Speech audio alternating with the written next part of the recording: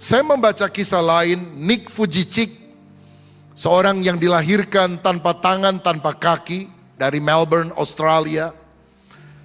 Dan pada masa kecil dia dibully, saudara. Dan dia mau bunuh diri karena rasanya dia sampah masyarakat. Nggak punya tangan, nggak punya kaki, masa depan suram banget.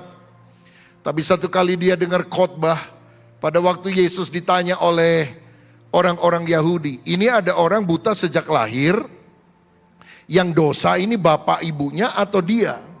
Yesus bilang, bukan dia dan juga bukan orang tuanya yang bersalah. Tapi melalui hal ini, kemuliaan Allah akan dinyatakan. Dia mencelikkan mata orang buta, sehingga akhirnya orang buta ini menjadi saksi bagi banyak orang. Itu khotbah masuk ke dalam hatinya. Dan dia bilang, aku lahir cacat. Tapi aku yakin Tuhan punya rencana baik. Melalui hidupku kemuliaan Allah akan dinyatakan. Sejak itu dia tekun di dalam pengajaran firman. Dan dia melihat bukan lagi ketiadaan tangan dan kaki. Tapi dia bilang, aku masih punya mulut untuk bisa berkata-kata. Aku punya mata untuk melihat. Aku punya telinga untuk mendengar. Aku tidak buta, aku tidak tuli.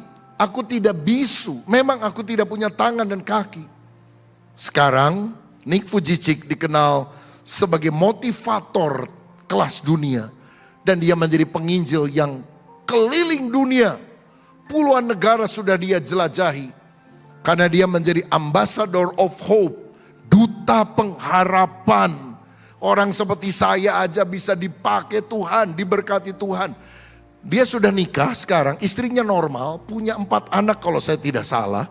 Dia punya perusahaan, punya yayasan, punya rumah yang bagus, punya harta yang banyak. Dan kalau orang lihat dia muncul aja, tik. Gak punya tangan, gak punya kaki. Kok bisa jadi orang sukses banget? Saya percaya Tuhan punya rancangan yang besar dalam kehidupan kita. Apa titik tolak perubahan hidupnya?